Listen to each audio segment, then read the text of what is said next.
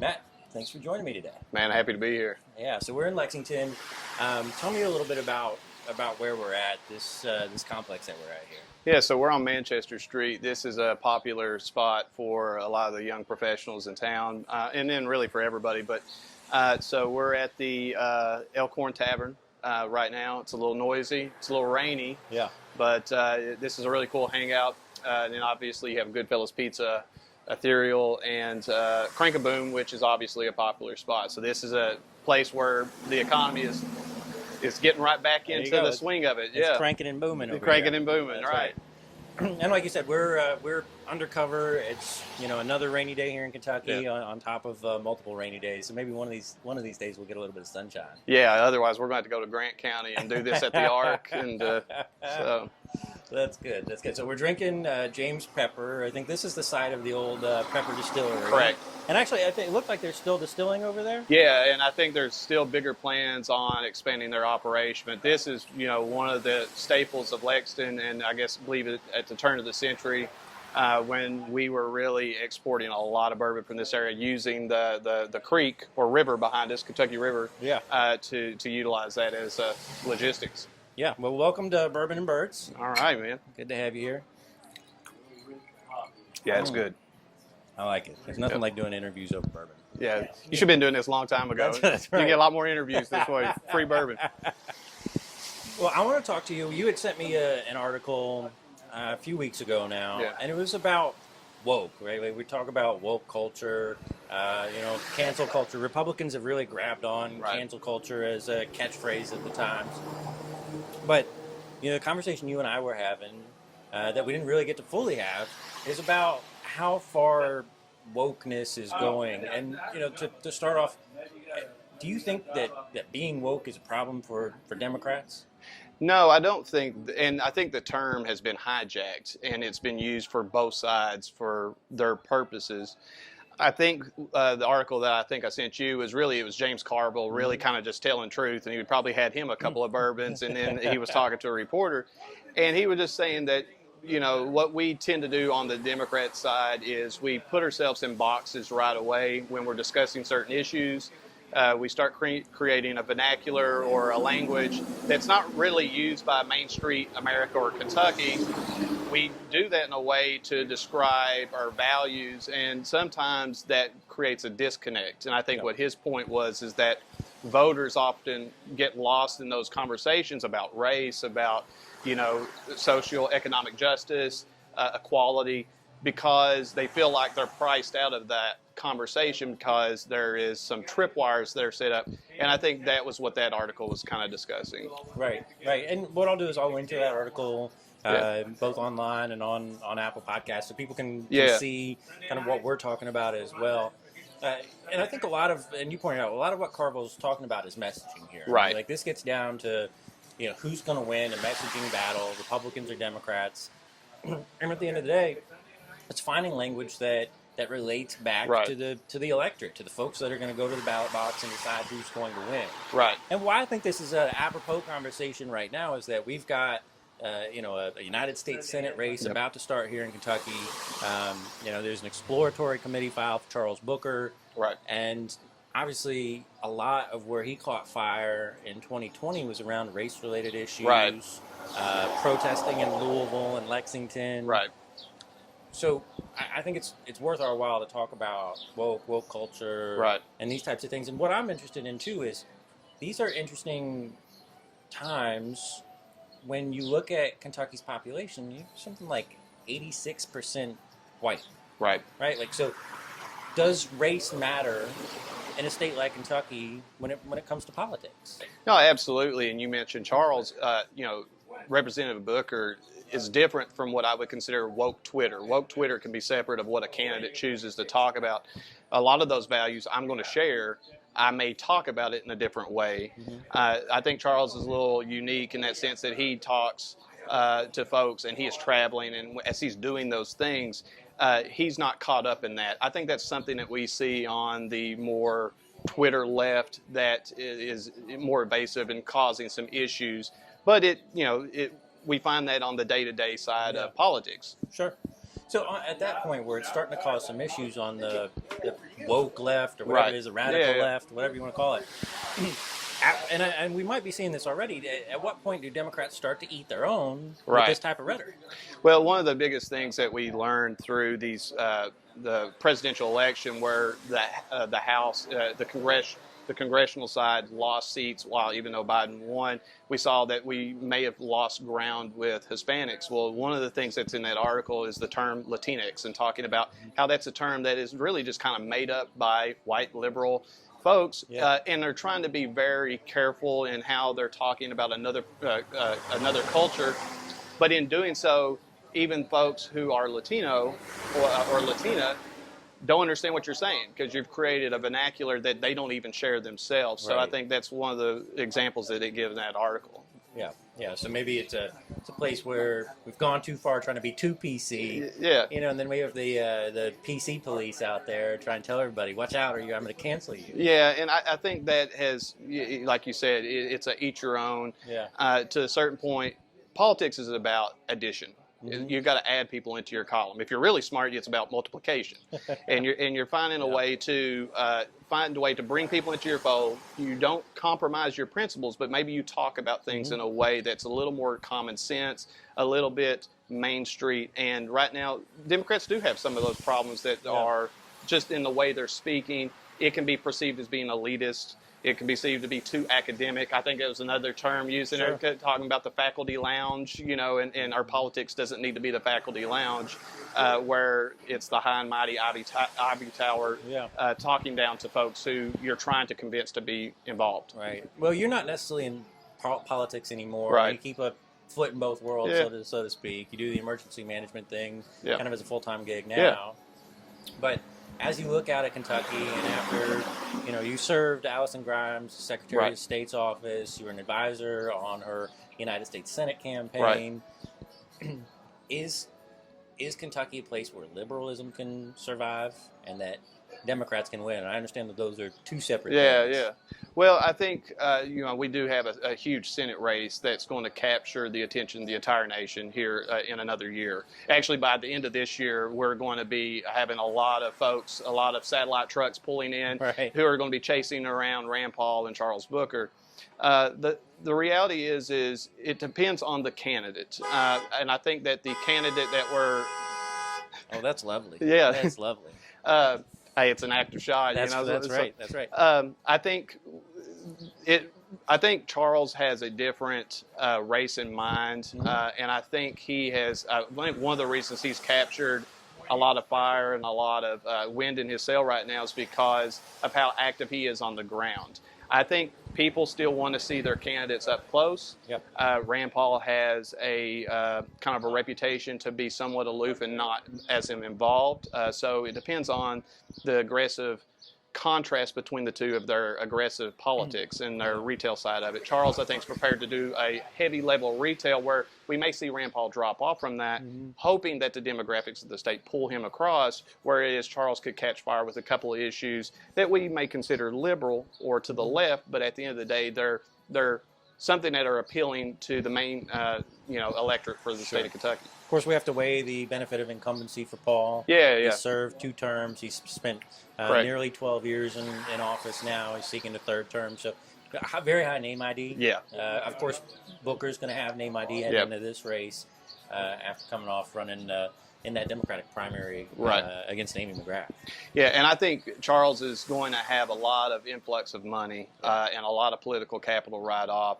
I think another thing that people will have to be wary on Rand Paul's side is I think the dirty little secret with Rand is he's wanting to run for president. So the fact is how much does he care about this race as opposed to setting himself up when, a lot of presidential hopefuls are looking at whether it's Ron DeSantis or any of these, if Trump drops out, who's going to be that heir apparent who's going to try to take on Biden? And we know Rand Paul sees himself as that. So that may play a fatal flaw in his campaign strategy going forward next year. So as a Kentucky Democrat, it's a difficult position to put you in. So I won't put you in that position. But there seems to be a shift happening amongst Democrats, right? Of maybe a Booker camp where there's more in the vein of a national Democratic figure Right. versus like a Rocky Adkins type Sure. of a camp where it's like the old time Kentucky Right. Democrats. Now I'm not going to ask you what camp you fall into necessarily, but do you see that split starting to happen, and what does it mean for Democrats in the state? I think that split was more prominent maybe 2 years ago. I think the bigger split, I think, was the Bernie-Hillary split, Right. and I think that had a tangible effect in how the Democratic Party was organizing. I think that's less of an effect now. I think people, first of all, recognize the reality of how tough that race is going to be in 22. Sure. It's going to be a tough race. I think Representative Booker knows how tough that race is going to be. I think if Rocky or somebody like that, who would be a phenomenal candidate, if he decided to get in, there's going to have to be a balancing of that. And people understand that you're not going to win by just pulling one portion of your base across the finish line in order to have an effective general election campaign. Right. Well, that makes sense. So at this point in time, and we'll have to draw on, your situation's a little bit different, right? And it may be worthwhile. I think this is an interesting story. It's been out there for a while. So Allison jumped into that Senate race against McConnell, made the decision literally moments before the press conference. So her narrative is going to be different, and what you all did as a campaign is going to be different than what happens with Booker, who seems to be moving this piece by piece. But being in the beginning stages of a Senate campaign, what is it that candidate Booker or potentially candidate Atkins or candidate Gray or whomever that's in that Democratic primary, what are they doing right now behind the scenes? Well, I think the one thing that is probably not widely known is I think what people, if you would consider the Booker people, the people who support him naturally, the allies of his campaign, they're very involved right now in the reorganization of the Democratic Party. So they are from, whether it's the state central level all the way down to the county level, they're, I hate to use the word infiltrating, but they're getting involved in a way that they hadn't before. And not necessarily just for Charles's benefit, but I think that will benefit him when he goes to try to turn out a county-by-county field game. So I think that's kind of the big thing that I see is happening. Mm-hmm. I think the other thing that Charles is doing that I think is just masterful is I think he's adopted, whether it's AOC's approach or whatever, of social media and utilizing social media in a way that really connects with people. I think that's going to be something that we're going to see that's either going to play heavily in his fundraising, but more importantly, heavily in his messaging. And whether he's going to be successful or not, I think a large part of that is going to be his social media strategy. Well, and that makes sense. That does make sense. Obviously, it's a tough road ahead. Yeah. You just start looking at the numbers over the last couple of cycles, and it's really hard to put a map together that gives Booker over a 30% chance here, or 30% of the electorate. Right. So we'll have to see. It's a tough race, but what does that do? So you talked about an organizational push at the county level. They're doing their reorgs that'll all end up at a state central committee function at some point in time, or a state party reception. What does this do to Andy Beshear? Well, I think Andy Beshear's re-election campaign or success is going to be tied to the fact that there's a successful 2022. Whether that's Charles, who really gets everybody excited, or whoever the potential nominee is out of that primary, the wake of that experience, the wake of that field activity, those people who come from maybe other parts of the country, who come in to make Kentucky home, to be involved, those people are going to be the building blocks of a 2023 re-election campaign for Andy Beshear. So I think Governor Beshear is very staked to the idea that that there needs to be a successful push by Democrats in 22. If nothing else, he needs more fellow representatives and state senators to help fulfill that agenda that right now the supermajority Republicans are stopping. Well, see, that's what's interesting too. Is obviously Governor Beshear was elected in 19. There's then a set of House races and some Senate races, but the whole House is up for re-election every 2 years. 22 setting up for that next cycle again. Democrats underperformed. They lost seats in 2020. To some extent, that's a reflection upon Beshear, whether he likes it or not. I mean, it's essentially, fundamentally, the Beshear Democratic Party at that point in time. He and his father, former Governor Steve Beshear, are operating behind the scenes to continue to put people in place at the Kentucky Democratic Party to set up infrastructure, and to them have a better turnout than what they had in 2020. Yeah, I think that's fair. I think that part of it is the Democratic Party, after having lost power in 2016, I think in some ways, even though it's 2021, haven't had a chance to catch their breath and get their footing as far as who is the leader. Obviously, Governor Beshear is the leader of the Democratic Party. He bears responsibility for the fundraising and the candidate recruitment. That being said, more and more of the old-style political structure is being decentralized. A lot of it is grassroots activity. So some of that, to a certain extent, is outside of Governor Beshear's control, from my standpoint. The other part of it is, I think, and he comes by it naturally, is not an aggressive campaigner. I think he is someone who has been an excellent executive, from the emergency management standpoint. I've gotten to work with a lot of folks across the country. They look at what Kentucky's doing, and they're very thankful that we had a governor who stepped in and took COVID very serious. Not all those people are Democrats, by the way, and are telling me this. So I think his reelection and then the success of what happens in 2022 and then maybe even 2024 is the fact that he reminds the electorate of what that time was that we were all facing in 2020. There's a lot of medical professionals that are across this state who are very thankful for that, and I think he needs to recruit those individuals, white coats left and right of him, to say, listen, we know statistically, looking at other states, that had we not put some of the more onerous restrictions in, there'd be somewhere between 4,000 and 5,000 less Kentuckians on the ground.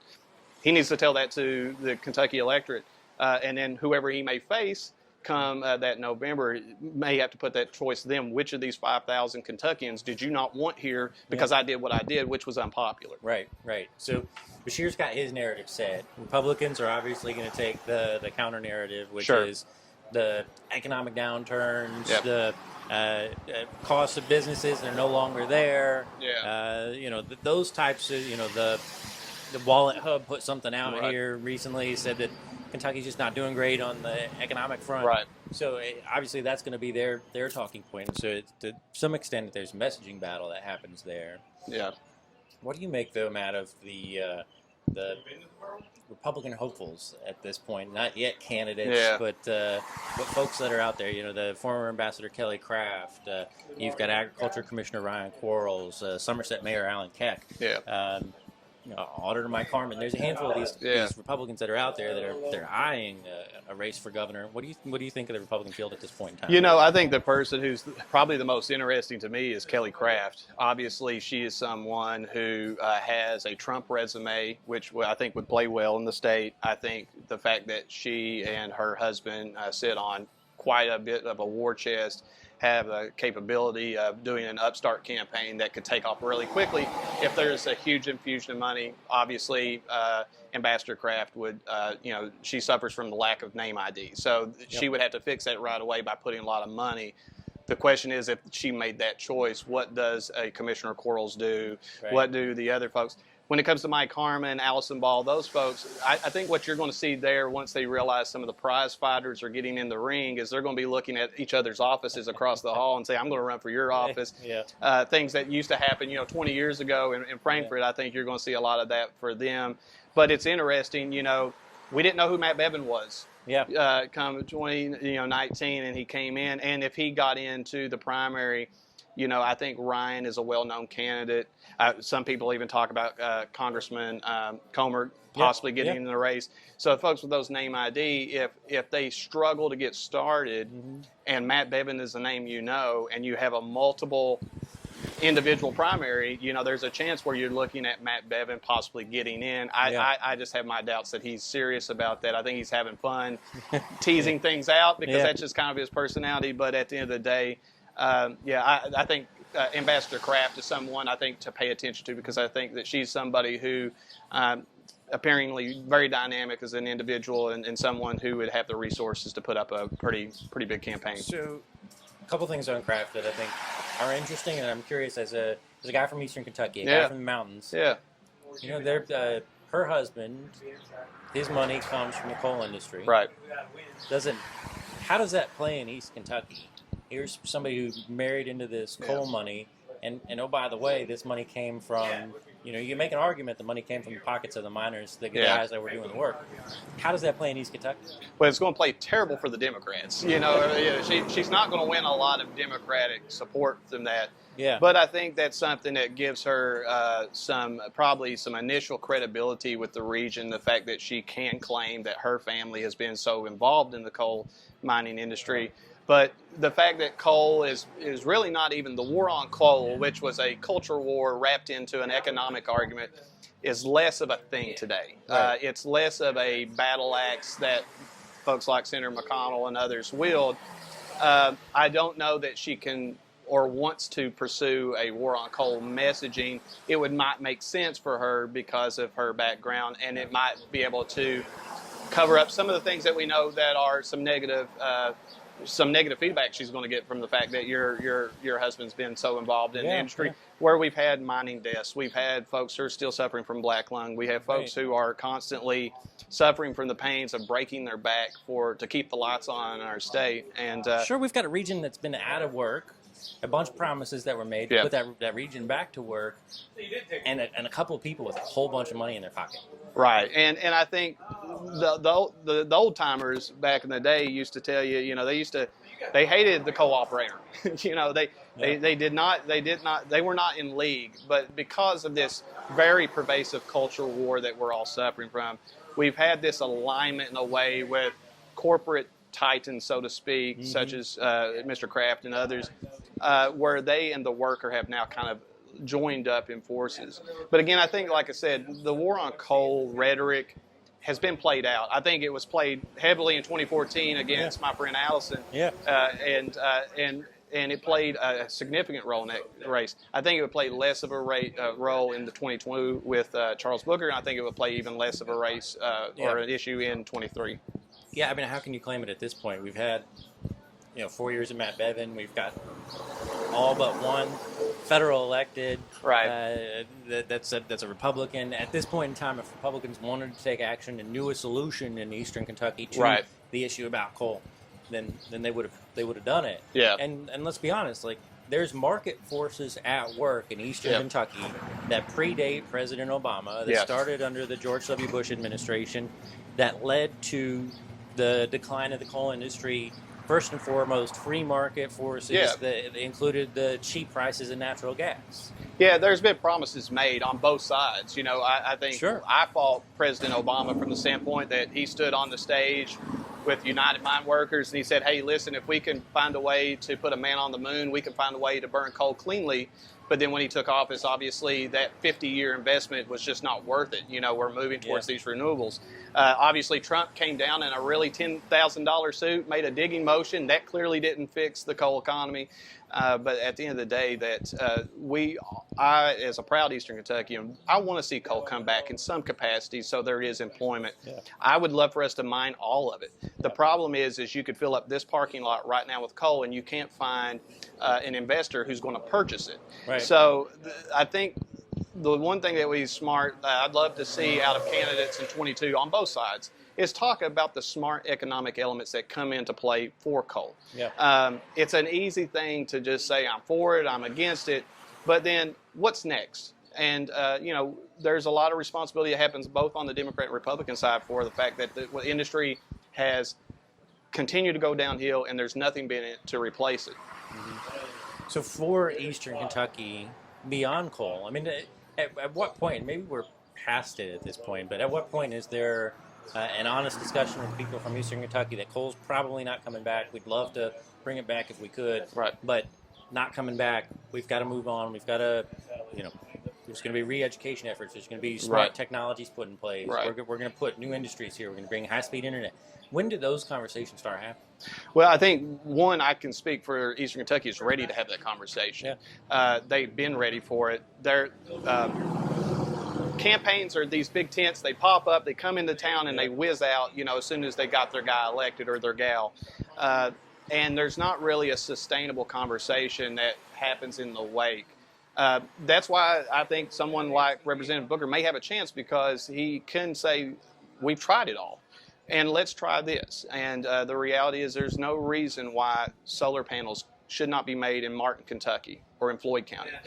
There's no reason why, whether it's microchips or whether it's any kind of renewable energy source. I would hope that the Biden administration takes a look at the fact that the coal economy has gone away and start investing resources in the area that's been most affected by it to put those people back to work to create the jobs of the future, to create renewables to where we can start creating that wealth that was once there 20 and 30 years ago. I think that is something that I anticipate to hear more from the Biden administration going forward about large-scale plans that may have something to do with the transportation bill. I think there's a lot of talk about what Joe Manchin is for and against, but I think a lot of people think that there's a lot of, can this happen in West Virginia, as opposed to what does Mitch McConnell get out of it, other than, he doesn't want the president to obviously get a political win. So we'll have to wait and see. But, I'm really, my heart still goes out to people in East Kentucky. They have valid reasons for voting for whoever they vote for, but at the end of the day, they feel they're still left holding the bag, and we don't have a solution. And, the fact is they also accept that it's not a silver bullet. Yeah. There's not going to be one industry that's going to come in, whether it's telecom, whether it's transportation, whether it's the energy sector. They're hungry for something. And I tell you, we're losing more and more of those technical skills. If we go to Mars and drill, we're going to take a coal miner who's going to be part of that, because they have such a highly technical skill set. But we're losing that in our state. They're moving off to states like Michigan or Florida to pursue another career. Well, I'd love to have you back and just talk Eastern Kentucky at some point in time. I'm going to pivot with you real quick, give you a chance to talk about both the podcast that you're doing and the work you've done post-politics. Yeah, so, podcast we're doing, Kentucky Bluecast, me and my friend Lily Rochelle, former KET producer, dynamic person. Great person. Lily is, she is the heart and soul of that podcast. And so we started that in an apolitical, obviously she and I both worked for Secretary Grimes, but at the end of the day, we wanted to tackle some of the big issues that no one's really talking about, or have a different third dimensional conversation that's not being had. So we are, once a month or once every 3 weeks, putting out something with community leaders to do that. And that's why I also applaud the work you're doing. Love seeing you back in this journalism role. I know sometimes I may have ran the other way when I saw you, but I'm glad that you're doing this, because right now we have fewer journalists. Sure. And they're pushing the big headlines, and what you're covering is equally as important. I'm glad that you're doing it. As a director of our emergency firm, working along with many great colleagues, I started in 2020. Soon as COVID, what a year to start in the emergency management field. And so obviously come March, I was in New England when the surge was hitting New York and Boston. I was in Boston for 2 months, working to build Boston Hope, one of the largest triage facilities. And basically from Texas to New York, we've had some involvement amongst those states in either their testing, the monoclonal antibody therapies, obviously now vaccination, and then the triage work. So it's, I've been extremely busy. I've been fortunate to maintain employment because of that. The work of hurricane and storm events, in 2020, we not only had COVID, but we also had 3 hurricanes, 2 ice storms. So we had to manage that while in a pandemic, and doing that with social distancing, following the CDC guidelines has been tough. But our firm has been able to effectively set a lot of industry standards as far as how do you do these wraparound services that we provide, and it's been a welcome change in my life, and I really enjoy our work. Well, that's fantastic, Matt. Thank you so much for joining me. Kentucky Bluecast. You can find that on Apple Podcasts and anywhere you get your podcasts. Yeah. All right. Thanks, Matt. Thanks.